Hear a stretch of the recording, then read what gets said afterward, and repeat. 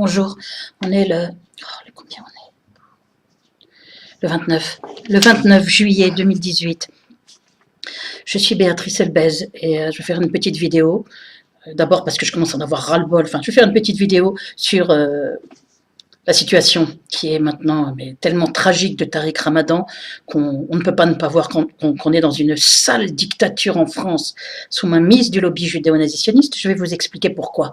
Je fais cette vidéo, je suis Béatrice Elbez, pour rectifier les erreurs d'analyse sur ceux qui seraient derrière l'affaire Ramadan, erreurs d'analyse qu'on peut trouver même chez Globe, 777, qui pourtant fait un travail remarquable pour faire savoir, qui est même pratiquement l'unique à faire un travail remarquable pour faire savoir ce qui arrive à Tariq Ramadan, mais qui est tombé dans un piège, celui de la diversion orchestrée par le lobby judéo-nazitionniste lui-même, pour faire peser sur l'extrême droite, faire imaginer que c'est l'extrême droite qui est aux manettes derrière le complot contre Tariq Ramadan, parce qu'on peut très clairement parler de complot au vu des attitudes complètement anormales, dégueulasses, criminelles de la justice française, des témoignages qui tombent tous les uns derrière les autres du vide du dossier, des trois plaignantes qui sont trois saletés, payées ou bien sûr pression, en tous les cas, trois saletés qui ont fait des faux témoignages écœurants, tous avec une ligne directrice,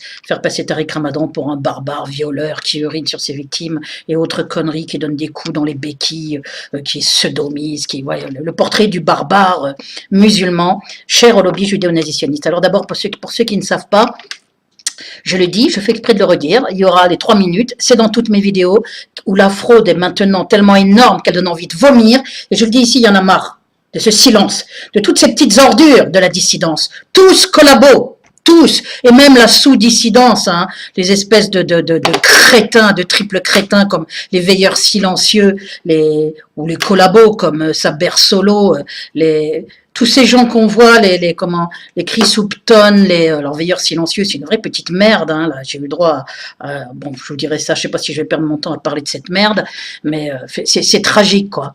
Le niveau de conneries, le niveau de collaboration, le niveau de bêtises crasses, de saloperies qu'on trouve sur YouTube, qui décidément est une poubelle. Je rappelle que j'y suis pour ma sécurité, je n'ai pas le choix des moyens. Sinon croyez-moi, je perdrai pas mon temps sur cette poubelle qui est le terrain de jeu du lobby judéo-nazitionniste. Donc je dis ici que maintenant il y en a marre de cette fraude, de ces faussaires, de ces escrocs criminels qui sont chez eux comme à la maison sur YouTube, avec la complicité de YouTube, pour bloquer des vidéos, mettre des 200, 300 vues au bout de 3-4 jours, comme c'est le cas maintenant sous mes vidéos, pour vider le nombre d'abonnés qui était à 1598, que la petite ordure faussaire, eh bien, il en aura supprimé 3 dans la nuit pour le refaire descendre à 95. Comme il y a beaucoup d'abonnés qui essayent de se réabonner puisqu'on les supprime et qu'il y en a beaucoup, la petite pute faussaire est obligée d'en lâcher quelques-uns, mais le nombre est vers 1600, malgré l'énorme fraude, le blocage des nouveaux abonnés, les suppressions de quasi la plupart des abonnés, le nombre vidé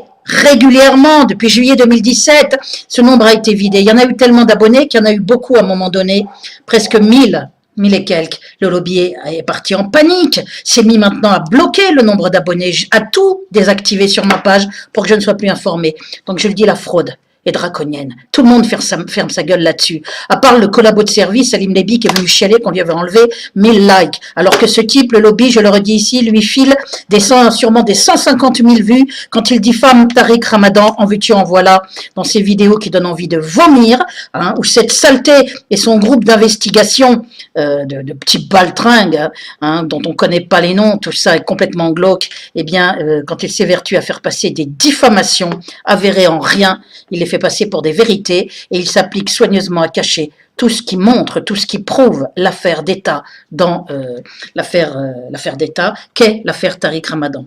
Je vais y revenir. Donc je veux dire que la fraude est de pire en pire. Mes pages maintenant, mes vidéos sont bloquées dès le premier jour. Bloquées pendant des 48 heures d'affilée, le premier, le deuxième jour. La dernière a été bloquée à 726 vues. Pendant 2 jours, plus une vue, au bout de quelques heures de publication. Plus une vue. Ensuite, le compteur baissé à 503, puis bloqué encore jusqu'à 2 heures du matin le lendemain, puis carrément des tout petits 10 ou 20 vues de temps en temps, une ou 2 fois dans la journée quand on a de la chance. Voilà. Alors maintenant, ça commence à bien faire ces escrocs et ces faussaires. Ça commence à bien faire. La pourriture sur YouTube et de prendre les gens pour des cons. J'ai fait un article qui s'appelle Preuve de la gigantesque arnaque aux vues. J'ai fait tout un tas de captures d'écran qui vous prouvent les baisses à répétition, le 6e, 7e jour, 8e jour. Ça n'a rien à voir avec donc des vérifications de vues, opérations de baisse de vues sur plusieurs vidéos en même temps, des paquets de 100 pouces baissés hein, que la petite ordure met parce que je lui dis chiche, puis après quand il comprend qu'il risque de se faire griller, il les supprime le lendemain. Vous pouvez voir tout ça sur cet article que j'ai mis sur mon blog et que je mets sous toutes les vidéos. La fraude est magistrale, le lobby isole comme ça les vidéos qui le gênent, muselle la vérité, isole de vrais opposants et il donne des centaines de milliers de vues à des petites pourritures collabo-criminelles hein, ou à des discours de frappadingue ou complètement cons comme je pense aux veilleurs silencieux et ces conneries sur le cursus de Jésus-Christ et autres. Putain, mais truc pour débiles, hein, vraiment. Et voilà, ces gens-là ont des 20 000 vues. Voilà, c'est ça YouTube, une poubelle. Hein, c'est une prime à la connerie, une prime à la collaboration, une prime à la lâcheté. Les autres se taisent, ils ont peur de parler de l'affaire Elbez. Ils veulent pas parler de la torture électronique. Ils veulent pas parler de la fraude électronique. Ils veulent pas parler de la collaboration prouvée de la clique. Sera les dieux donnés dans mon affaire dès 2008 pour aider la police à me faire passer pour folle avec rien à l'appui. Diffamation locale orchestrée aussi par la dissidence. Il y a toutes les preuves dans mon affaire. J'en reviens à l'affaire Tariq Ramadan. Je le redis ici, YouTube est un repère d'escrocs, de faussaires criminels, de pourriture du lobby judéo-nazitionniste qui sont chez eux sur YouTube. YouTube, c'est l'outil du lobby, c'est pas quelque chose d'autre. Hein. Et là, ils sont donc, YouTube est donc complice, ferme sa gueule quand tout est désactivé sur ma page, ferme sa gueule quand je dis que les vidéos sont bloquées pendant 2 jours dès que je les publie, sans une vue, ne répond pas et la fraude continue. Complicité de YouTube qui laisse des vidéos dégueulasses, diffamatoires sur mon compte, sur le compte de Tariq Ramadan aussi d'ailleurs.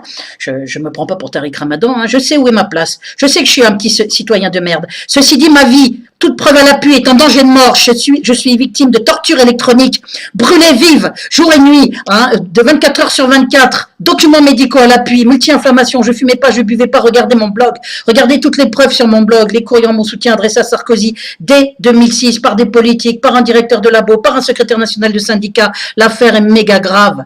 Méthode criminelle jusque sur mon père hein, pour le faire taire parce qu'il voulait m'aider dès 2006. On est dans une affaire épouvantable. Procès gagné sur la totalité contre un internement en 2017, internement en 2013 avec rien à l'appui, procès étatique.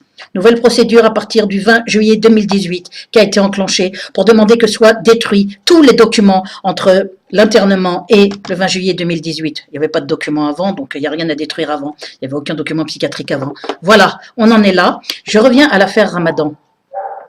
Il est bien évident que mon affaire a tellement de preuves et tellement grave, soulève tellement de sujets qu'on a affaire à la lâcheté de la dissidence, cette petite merde de veilleurs silencieux, là, de triple crétin qui est là à dire je ne suis pas responsable de votre affaire, comme excuse pour pas en parler. Mais je ne sais pas si vous voyez le niveau. Est-ce que moi j'étais responsable de l'occupation à Gaza? Non, j'ai pourtant écrit mes courriers politiques dans Jeune Afrique l'intelligent dès 2002. C'est la genèse de mon affaire. C'est la raison de ma persécution terrible du harcèlement criminel en réseau jusqu'à la torture électronique. J'ai fait des courriers politiques où j'ai parlé de lobby juif, publié à plusieurs reprises dans Jeune Afrique l'intelligent, hebdomadaire politique international. J'en ai parlé en 2002, je vais assez vite là-dessus. Et la suite est monstrueuse, hein, puisque Sarkozy, ce déchet criminel, eh bien, était déjà ministre de l'Intérieur. Ce sont ses méthodes. La torture électronique est une arme en main du lobby judéo-nazitionniste. Elle est précédée du harcèlement criminel en réseau, ou en parallèle.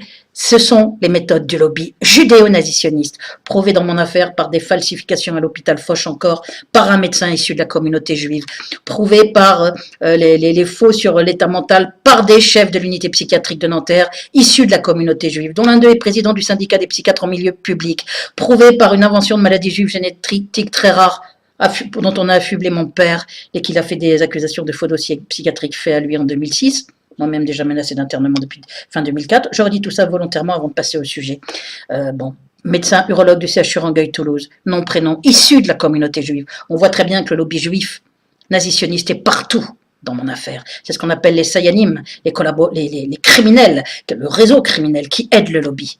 Et le suppôt dangereux du lobby, il y en a plusieurs, il y a BHL, il y a Fabius, mais Sarkozy, qui en l'occurrence est un cinglé, psychopathe criminel de guerre, criminel sur des opposants, sur des chefs d'État, Kadhafi, certainement Arafat, Raymond Barre, qui est une personnalité politique certainement aussi, avec son accident cérébral 4 jours après qu'il ait parlé de lobby juif.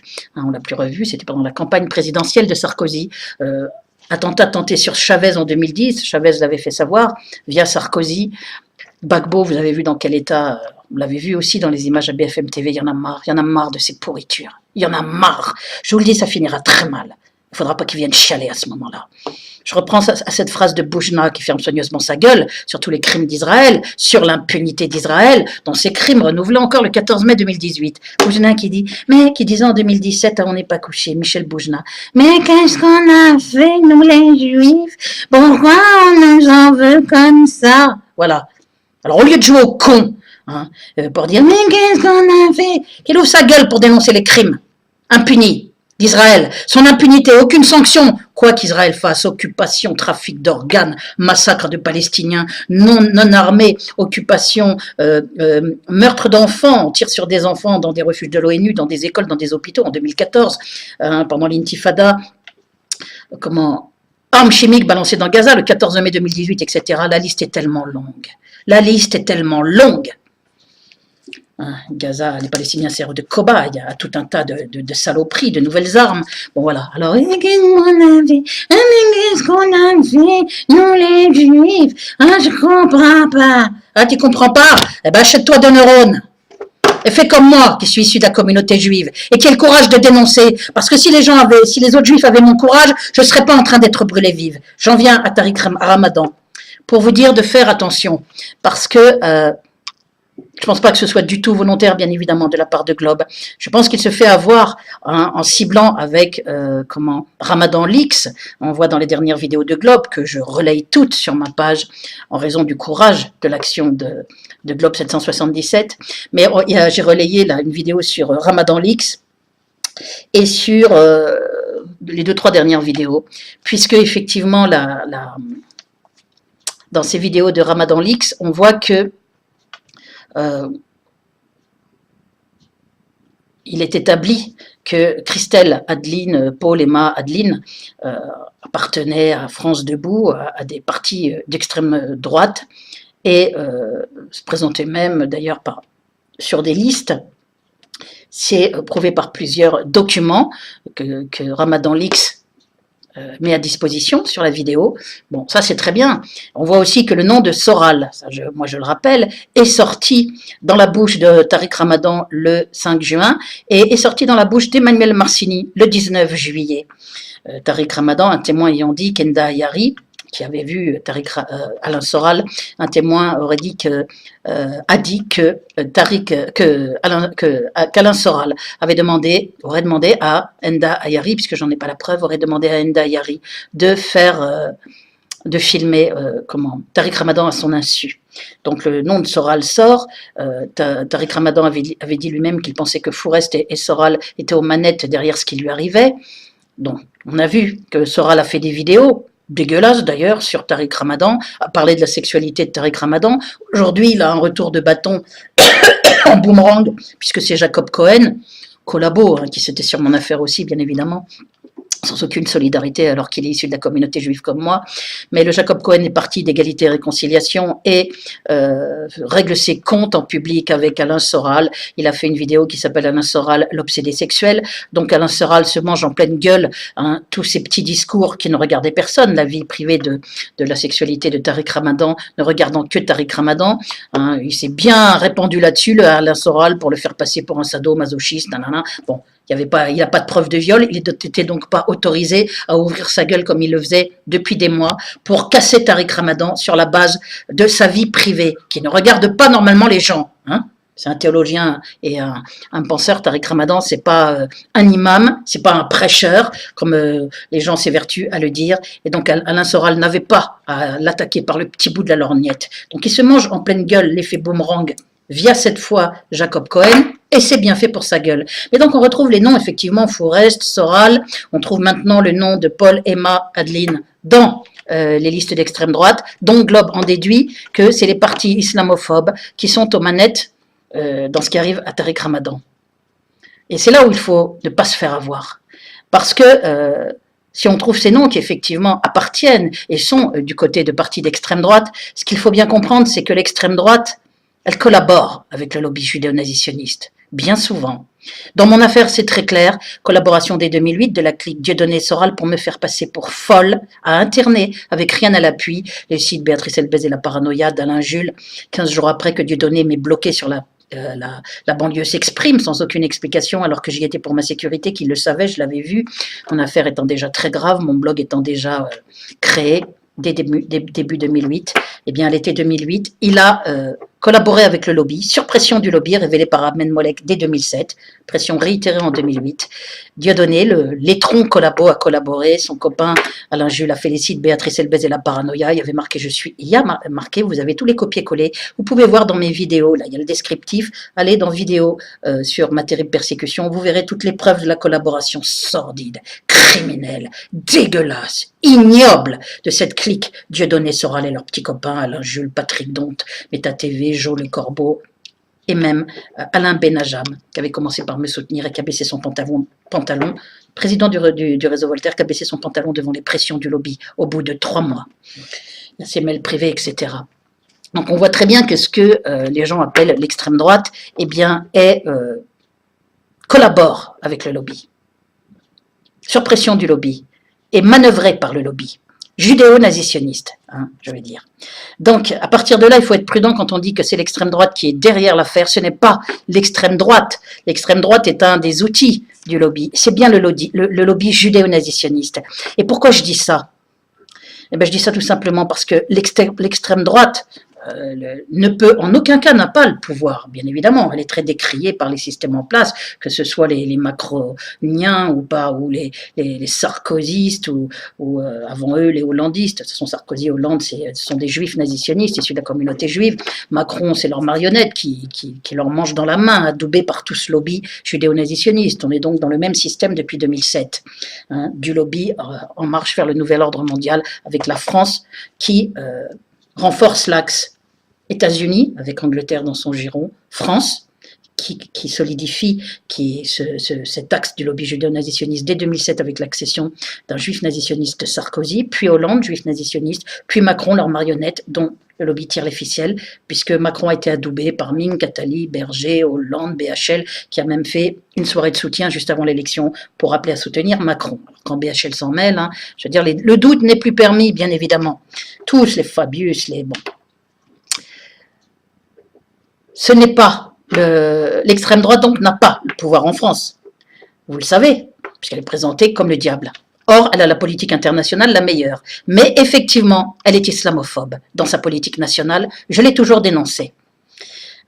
J'ai dit qu'elle avait la meilleure politique internationale. Je l'ai toujours dit, je le pense toujours, puisqu'elle respecte la souveraineté des pays, n'a jamais approuvé les bombardements sur l'OTAN contre la Libye, politique criminelle ingérante, hein, de Sarkozy et compagnie, alors que Mélenchon les avait approuvés, hein, ces bombardements sur l'OTAN contre la Libye, alors que le petit monsieur joue au Pacifique. C'est une saleté d'imposteur, hein, issu de la communauté juive marane, par sa mère, qui refuse de dire qu'il est issu de la communauté juive, qu'avait comme meilleur ami les Dassault, le fils Dassault. C'est pour ça sûrement qu'il a bénéficié d'hologrammes, etc. Ça coûtait extrêmement cher. On se demande comment, dans le cadre de sa campagne, il a pu les payer. Je vais fermer la parenthèse. Je vais simplement dire que l'extrême droite n'a donc pas le pouvoir en France et donc ne peut pas être aux manettes de ce complot judéo-nazitionniste contre Tariq Ramadan. Et pourquoi judéo-nazitionniste? D'abord parce que dès 2010, la Christelle, là, celle qui s'appelle Adeline alias Christelle, a révélé, et ça a été relayé par Emmanuel Marcini, je le répète parce que cette information maintenant disparaît, parce que c'est l'information que veut qu'on taise Sarkozy. Elle a révélé que dès 2010, elle avait eu des pressions par les renseignements généraux pour porter plainte contre Tariq Ramadan. 2010, on est en 2018, et que Sarkozy, dès 2010, avait fait savoir qu'il était prêt à lui payer l'avocat le plus cher de la place de Paris, ce qu'il a fait en payant certainement Spizner, hein, pour les Ndayari et tout, là, en 2018, qu'il était prêt à lui payer l'avocat le plus cher de la place de Paris. Spizner est issu de la communauté juive, hein, ce n'est pas un hasard. Eh bien, l'avocat le plus cher de la place de Paris, si elle portait plainte pour qu'elle porte plainte contre Tariq Ramadan. On voit donc que Des actions étaient envisagées dès 2010 avec des pressions très fortes des RG, puisque la Christelle a dit que les RG l'affamaient. Ce sont les termes relayés par Emmanuel Marcini, avocat actuel de Tariq Ramadan, l'affamait pour qu'elle porte plainte contre Tariq Ramadan, plus ses propos de Sarkozy.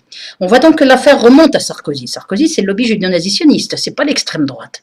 Tout ça est tu parce qu'il doit y avoir des pressions énormes pour que l'affaire ne remonte pas à Sarkozy, qui d'ailleurs ferme sa gueule depuis quelques temps, l'a même fermé pour la coupe de football qu'on a gagnée. Donc la saleté doit fomenter des saloperies dans l'ombre, hein, parce qu'il est en lien avec le Mossad, avec la CIA. Hein, c'est une nocivité, je vous dis, il est pire que Goebbels, Göring et Hitler réunis. C'est un frappadingue, un criminel d'une abjection absolue. Hein. Et je vous ai dit, c'est pas le fait qu'il ait sa Carla Bruni qui soit accrochée à ses basques, qui soit en adoration devant son mari, qui signifie que c'est pas un frappadingue, hein, puisqu'on a l'exemple avec Eva Braun, qui était plutôt jolie, bien faite, etc., et qui pourtant était en adoration devant ce monstre qu'était Hitler. Sarkozy est également un monstre. On en a mille et une preuves. Et moi, je suis bien placé pour le savoir, puisqu'il est aux manettes directement dans mon affaire depuis 2006, mais aux manettes depuis 2002 en tant que ministre de l'Intérieur, avec ses méthodes d'une cruauté, d'une abjection, d'une criminalité, d'un cynisme absolu. Il fait tout falsifier, des documents sur votre enfance, fait faire des faux par les responsables d'administration, commissaires, président d'université, chef d'unité psychiatrique de Nanterre, tout, il a tout un réseau. C'est une des pires pourritures criminelles qui soit en vie aujourd'hui, actuellement en 2018, sur notre terre, d'une extrême nocivité pour le monde. Il n'y a qu'à voir ces guerres criminelles, dont celle en Libye, avec des intox. Il a mis la Libye à feu et à sang, et il s'en vante. Il est fier de ses crimes. Il fait tuer des opposants, se donne droit de vie et de mort sur des opposants, a fait dézinguer des chefs d'État, etc. Bon, j'en reviens à l'affaire Ramadan. Ces éléments qu'a relayé Emmanuel Marcini en disant lui-même, soit c'est une affaire d'État, il l'a dit dès le 5 juin, ou même avant, dès le mois de mai, soit dès les révélations de la Christelle, soit c'est une affaire d'État, soit la Christelle est complètement cinglée. On remarque que c'est propos extrêmement graves, les plus importants, les plus intéressants dans l'affaire, puisque ce sont ceux qui montrent l'affaire d'État, outre tous les témoignages qui s'effritent, toutes les saloperies, où on voit que ce sont trois saletés qui sont utilisées, instrumentées, avec même l'Arabie Saoudite qui voulait proposer aussi des ponts d'or à je ne sais plus quel témoin, celle qui a fait son bouquin là, sur Tariq Ramadan, pour que, je crois que c'est à elle, à Enda Yari, ou à, comment elle s'appelait, celle avec qui il a eu des relations pendant 5 ans, et qui a fait un bouquin sur Tariq Ramadan. Bon, bref, on voit que c'est un complot transnational, mais c'est le lobby qui est derrière, puisque l'extrême droite n'a pas le pouvoir de pouvoir faire coopérer l'Arabie Saoudite dans un complot contre Tariq Ramadan, n'a pas le pouvoir de faire des pressions par les renseignements généraux. On voit d'ailleurs que le Bernard Godard, ex des renseignements généraux, s'est appliqué à salir Tariq Ramadan en racontant oui, il faisait venir des jeunes filles chez lui dès le début, je crois que c'est dès février 2018, et puis oui, j'étais au courant, oui, et puis si elle voulait pas se déshabiller, il pouvait devenir violent, tout ça avec aucune preuve de rien, de la diffamation pure, sans preuve de rien, voilà, ex-directeur des RG, ou ex-membre en tous les cas des RG, Bernard Godard. On voit donc que les renseignements généraux et Sarkozy sont mêlés à l'affaire. On voit que tous les témoignages s'écroulent. Et surtout, ce qu'on voit aussi, c'est qu'en 2018, actuellement, et depuis déjà février, mais aussi depuis la justice française, en Macronie, sous le règne de Macron, marionnette du lobby, eh bien, cette justice est complice, collabore à ce qui est un crime d'État contre Tariq Ramadan, puisqu'on est en train de le détruire, de le tuer, de le massacrer, d'en faire un infirme. Mentalement aussi, on s'attaque à perte de mémoire, c'est de plus en plus, perte de concentration, handicap, il ne peut plus marcher, il est dans un état épouvantable. J'ai écouté les vidéos de Globe au stade 7 de la sclérose en plaques. Il n'était absolument pas dans cet état en entrant en prison le 2 février, présumé innocent. On voit que tous les témoignages s'écroulent, mais qu'est-ce qu'on voit? Que cette justice est complice. La justice est complice pourquoi? Parce qu'elle a refusé le 22 mai, c'est-à-dire février, mars, avril, mai, 4 mois après 4 mois de détention, et alors que la dégradation physique de Tariq Ramadan était indéniable, il était déjà devenu handicapé au bout de 4 mois, sur fauteuil roulant ou sur déambulateur, eh bien, cette justice a refusé une expertise médicale. Cette justice a fait en sorte qu'on ne le voie pas, que les débats se fassent en huis clos. Cette justice refuse tout et continue de tout refuser, dixit Emmanuel Marcigny, l'avocat de Tariq Ramadan. Elle refuse l'annulation de la mise en examen alors que pour la témoin d'Ayari, alors que le témoignage s'écroule, parle de tergiversation alors qu'il s'agit de mensonges avérés par Enda Ayari. On sait que la Christelle a fait ses révélations dès mai, celle dont je vous ai parlé tout à l'heure sur les pressions DRG et tout. Cette Christelle s'est faite porter pâle pour ne pas être auditionnée le 19. C'est bien évidemment un coup monté, très vraisemblablement, dont le but était de trouver là un argument pour refuser la mise en liberté de Tariq Ramadan. Mise en liberté qui a été refusée le 25 juillet, il y a quelques jours. Malgré l'état terrible dans lequel il est, malgré la mascarade des témoignages, il n'y a aucune preuve de violence, aucune preuve de viol, aucune preuve de menace de mort de la part de Tariq Ramadan. Par contre, il y a plein de preuves de mensonges, d'incohérences, d'impossibilités dans les témoignages des 3 principales plaignantes, Enda Ayari, la Christelle, là, qui s'appelle Polema Aline, là, et comment elle s'appelle l'autre? Il y a la Marie là aussi, celle qui s'appelle la Marie.